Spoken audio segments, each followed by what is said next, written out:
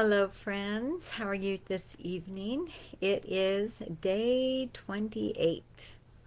Day 28 of A Path of Purpose. So, tonight, let's talk about fear and what it does to your body. So, today, during the sermon, the title of the sermon was Take the F Out of Your Life. Well, what Pastor Lou is talking about today is how to take the F out of fear, right?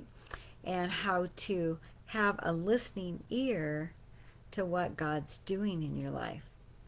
So, so I was thinking about the um, sympathetic nervous system. So our nervous system has two parts, right? We have the sympathetic and the parasympathetic. And the sympathetic is what we think of is when we're in fear, when we are in fight or flight, when we run, when our adrenaline system is activated, right? And so what when our adrenaline system, our sympathetic nervous system is activated, what does it affect? Well, of course, our heart rate goes up, our blood vessels constrict, and our glucose release is increased.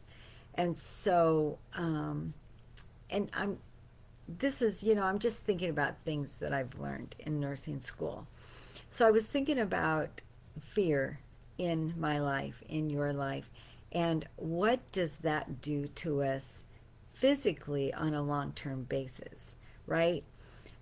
Maybe you live in fear over trauma in your life, or fear over finances, or employment, or the list just goes on, because fear is can be a very prominent part of our life. And the results is we end up with, you know, blood pressure, high blood pressure. We end up with heart heart disease, heart problems. These are possibilities just living in that chronic sympathetic level of fight or flight, of fear, of running. And so I was thinking about in my own life how fear can play that role of keeping me at this high level, at this high adrenaline level. And that's what happens in your life when you don't have I was this may not make sense, but I was driving home tonight in the fog, and I was thinking about how when you don't know the direction in your life and you can't see what's going on, what do we want to do, right? We want to run from the situation. We start panicking. We don't think about really to stop and think about what's going on. It's just like when you're in a snowstorm and you get stranded, what's the first thing they tell you to do? Stay in your car, right? But what do? We get into fear and we run. We leave our car, and then as a result, you end up getting lost and abandoned and possible death. And that's what can happen when your sympathetic system is so high all the time because of fear. So, what causes fear? Fear of not stopping and looking at your circumstances. Oftentimes, over the years, I've had to stop and say, well, what's if this happened? Say I have a fear, right? And if this happened, what's the worst thing that could happen to me? That has helped me more than anything. Okay, what's the worst thing that could happen to me? Right? Well, maybe I haven't been able to pay my mortgage and I'm going to lose my house. Well, does that mean you're going to die without a house? Well, probably not. What if you lost your job? What does that mean? Um, Maybe you won't have groceries, right? But all of those things, if we live at that high sympathetic level in chronic fear, we can't problem solve. We can't look at life from a perspective of of hope. We can't look at it from a perspective of making good choices. And so I know for myself, prayer has always been a key component. You know, it says, be anxious for nothing, but by everything in prayer and supplication, make your requests known to God. Walk in gratefulness.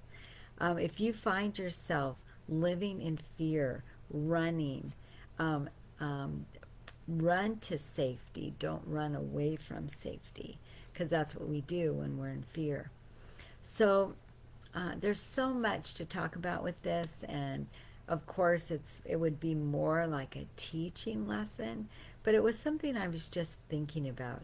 That where are you living in your life? Are you living at the high level of a sympathetic running nervous system, or are you in the parasympathetic system, which is resting and digesting, right? Because we all know when we're in fear and we eat something, then we get indigestion and heartburn, and our body can't even uh, absorb the nutrients it needs from that food because it's just churning, churning, churning.